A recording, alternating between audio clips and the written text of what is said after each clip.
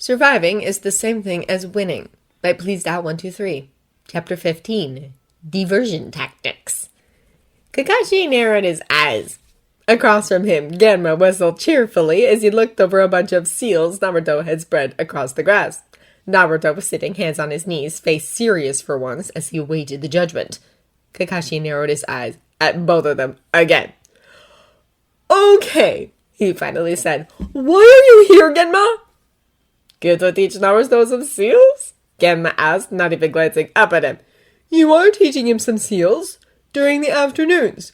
Why are you here at 8 a.m. interrupting our ninjutsu and taijutsu practice?" "I just had some seals I needed to teach him. They couldn't wait." Genma lied blatantly. Kakashi glanced around suspiciously. He had dropped Sakura off with Guy and spent some time watching her progress as Sasuke and Naruto did their own morning taijutsu exercise, or so he'd thought they had been doing. Instead, he had returned to their main training ground to find Naruto sitting, watching Genma go over his seals. And Sasuke was nowhere to be seen. Kakashi knew one of his ninken would be keeping an eye on the boy, as well as Ananbu most likely, but that still didn't make him any less suspicious. And then there was Genma smirking, even as he refused to acknowledge Kakashi over Naruto's seals. But the biggest thing was, "How did you get Naruto to sit so quietly?" He eyed his blonde student and his odd solemn face. "Maybe he just respects me more as a teacher," Genma drawled. Kakashi peered at both of them. "He's a clone," Kakashi finally said. "Ah!" Naruto groaned, relaxing. "How did you guess?" Which, on a good day, would be hard to do, considering shadow clones contained so much chakra, but really, Naruto sitting still and quiet was so weird he had to be a clone, or... "No, not a clone," Kakashi realized. "A hedge!" He got it so quickly! Aoba laughed, dismissing the edge. "I told you Naruto is much more energetic than that!" Genma sighed. "Even when you're judging his work?" Aoba asked, surprised. Kakashi watched the byplay with sharp, narrowed eyes. "You're distracting me," he said slowly. Aoba gave him a peace sign, and then they both shinned away as Kakashi made a move towards them. Kakashi was left in the training field alone, eyes narrowed and mind going 100 miles an hour. Sasuke and Naruto were up to something, and they roped some Genma and his friends into it, which meant Guy was probably in on it from that end, and Sakura would know what was up with Naruto and Sasuke. He glanced behind him at the training ground Guy favored, but knew if he went there, there would be no one there. With a quick hand sign, he summoned Pakun. The pug gave Kakashi a doggy smile and wagged his tail. "You're in on it too!" Kakashi accused at the uncharacteristically happy greeting. "No idea what you're talking about!" Pakun lied through his sharp teeth.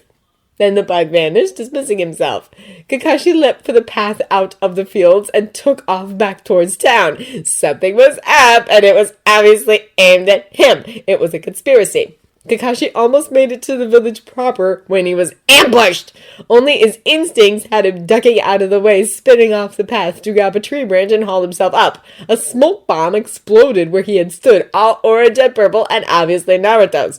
But when Kakashi looked up for his wayward student, he found Umino Iruka standing at the end of the path, grinning widely and fingers full of small paper-wrapped bombs. "It really is a conspiracy," Kakashi declared. Umino merely grinned, eyes sparkling, as if this was all he had wanted in life. Then he was spinning at Kakashi, throwing smoke bombs full of colored smoke and powder at him. The glint of wire in a tree saved him from setting off a tripwire in his hasty retreat, and then Kakashi bailed out of the trees, suddenly aware they were riddled with traps. Umino Iruka had been renowned for his pranks in his youth, which had helped him become renowned around Konoha for his traps later on. There was a reason Kakashi had asked him to help Naruto become a budding trap master. But the thing about traps wasn't just how good the trap itself was, but how good the trap master was at driving an opponent into them. And Umino was good. Very good. Kakashi twisted and dived and switched places with a few innocent logs as he avoided flying knives and wires and seals and explosives and what the hell, water balloons filled with paint? And he almost made it past Umino, almost made it out of this death trap, when suddenly there was a pair of feet aimed to take his head off. He dropped like a stone and got to glance up at Tenzo's grinning face as the man swung around his branch and came back at him. Kakashi dodged a blow, deflected another, and then had to dodge a smoke bomb again. Umino fell in line behind Tenzo, and damn it, they must have set this up together because Tenzo knew where every trap was. Kakashi was thrown on the defensive and was now only evading things by a hair's width, literally. The tips of his hair were pink at the top now from coming too close. Okay, Kakashi decided, cracking his knuckles. No more defense. Time to move on to the offense. Tenzo had the decency to look worried by the declaration, but Umino just laughed. Kakashi slipped out of the alley carefully, a hinge settling over him like an old coat. Just to be an ass, he pulled out a copy of Ichi-Ichi. That would be a red flag to anyone in Konoha who he was, to everyone except his students at least. He had kicked the habit with them simply because he no longer had time in his day to wander around reading it, nor the energy to fake it when he was so focused on the three. Plus, well, kids and porn should not be together in the same area, and Kakashi had tried really hard to kick the habit, bringing it out only when he knew there was no chance they would lean over his shoulder and accidentally read any. So, Kakashi in disguise, only for his students, wandered down the center of town. He could spot, out of the corner of his eyes, someone tailing him. As he turned a corner, he let a clone peel away from him, continuing on under disguise, while Kakashi himself hovered in the eaves. He covered himself in a small camouflage genjutsu to mask his scent and presence. 2 seconds later, Team 8 came tripping around the corner.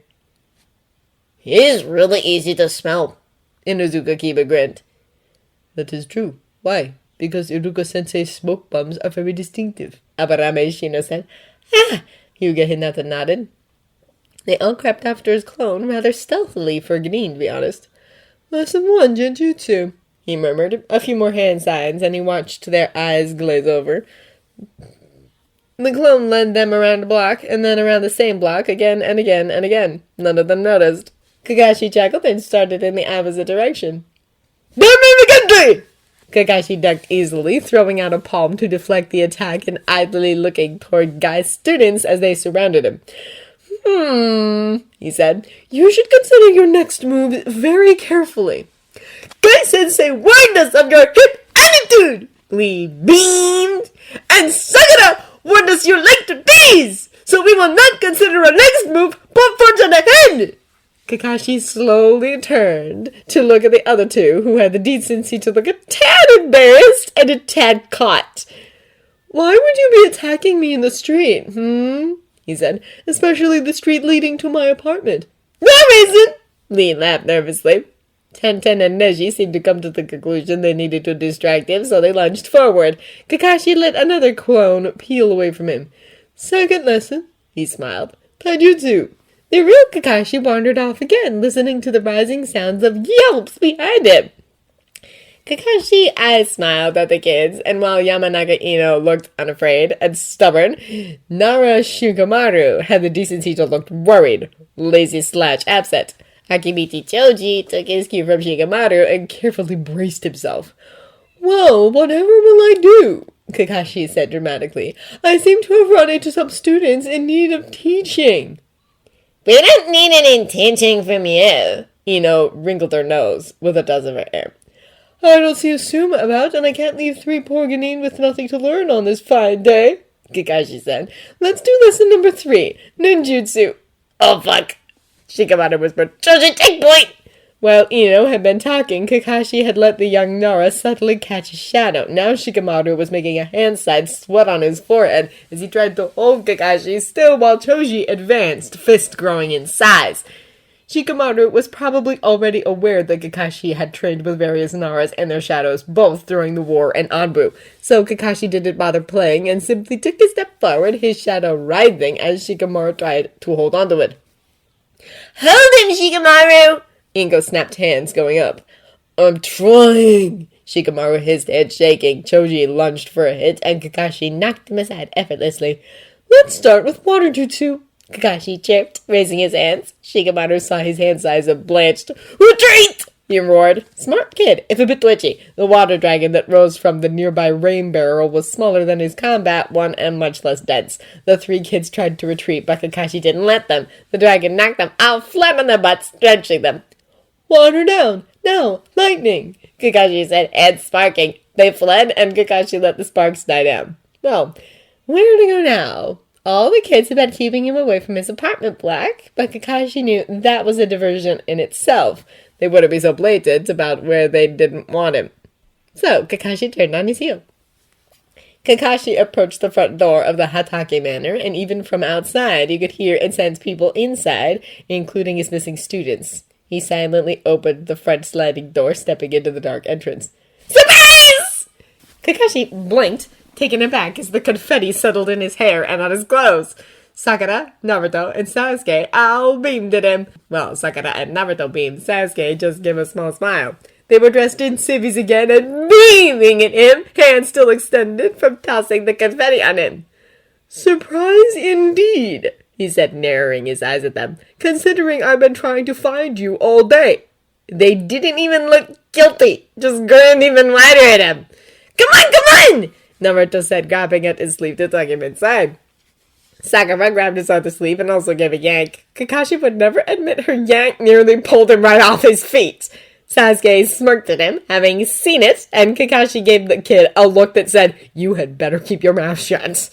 The two dragged him into the hall, and Sasuke followed as if to make sure Kakashi wouldn't escape. The hall was well lit, and Kakashi heard noise as they drew closer to the living room and dining area. They burst into the room, and Kakashi had to blink at the number of people crammed inside of the decently sized room. In the center was a table laden with food and drinks, and all around the room, people waved at him. Guy was talking with Genma in a corner while his students milled. Kurenai and Asuma were tucked in their own corner, and Yugao and Hayate had claimed the couch. Tenzo was sitting in the doorway leading to the courtyard, paper doors opened wide to let a breeze in. The sound of various students outside was fairly loud. Umino was currently setting down a bowl of food on the table, chunin vest absent, but no trace of color on him. And the man of the hour arrives. Genma laughed, breaking away from conversation with Guy. My eternal rival! Guy boomed. It's not my couch! Kakashi cut them off, narrowing his eyes. Kakashi's students grinned at him, all looking mischievous, and Kakashi groaned as he realized that was indeed his couch and his coffee table, and he spotted some of his dishes on the table. If I go upstairs, am I going to find one of the rooms set up as my bedroom? Kakashi asked. Me and Sasuke are gonna share a room. Naruto grinned, eyes crinkling shut. So we got you in Sasuke's old room. About time you moved back into this place. Genma clapped Kakashi on the shoulder. These three probably shouldn't be living without adult supervision. Umino teased. Hey! Naruto and Sakura protested. I helped clean your old apartment and found the paperwork to end your legal agreement. Guy boomed. And the youthful Iruka made sure it was first act. No going back now. He laughed at the joke, and Kakashi groaned, knowing if Guy had done it, it was done, especially if Umino had helped. And you gave our kids some lessons today. Asuma laughed when Kakashi flapped back onto the couch. They're pissed, Kurenai said plainly. That's because we went in circles for hours. Kiba howled, his sharp hearing having caught the conversation. He glared in the doors at Kakashi.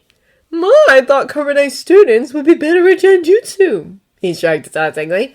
They should be, Kurenai said flatly. Looks like we need more training. No, Kiba whimpered. He got my hair soaked, Ino threw in her 2 cents. You should have seen when we were water walking, Sakura said. He kept pushing me in the water on purpose. The gross, scummy water. Ino turned a curious gaze on her, and soon the girls were sitting telling stories of training horrors. As everyone chatted and visited, snacking as they went, Kakashi spied Ino tentatively running her hand through Sakura's boycott while Sakura laughed. Good. Sakura needed more friendships outside of Team 7. All the kids did. Kakashi peeked out the door to find Naruto and Kiba wrestling with laughter, while all the Ninken watched and howled with them. Sasuke and Shigemaru played a folded-out game of Go, Choji watching and sharing chips with Hinata and Shino. Lee was talking with Genma, of all people, showing his sensei's teammate something. Tenten, having sensed weapon users, cornered Kotetsu and Izuma, and all three were waving arms in arguments over the best weapons. Neji was sitting with Umino for some reason, drinking tea and holding a quiet conversation. What do you think? Kakashi turned and smiled at Guy, who was grinning but standing rather quietly, eyes searching the room. He asked. What do I think? Well, I think I'm home. Tears immediately welled up in his friend's eyes, and before Kakashi could move, Guy embraced him in a bone-crushing hug. I am so happy for you, my friend, he cried. Thank you for all your help, Kakashi said earnestly over the tears. He knew how much Guy had been there for him over the years, even when Kakashi had been at his lowest. He'd rarely received thanks for it as well. Thank you, Kakashi repeated, surrounded by friends and students, and finally home.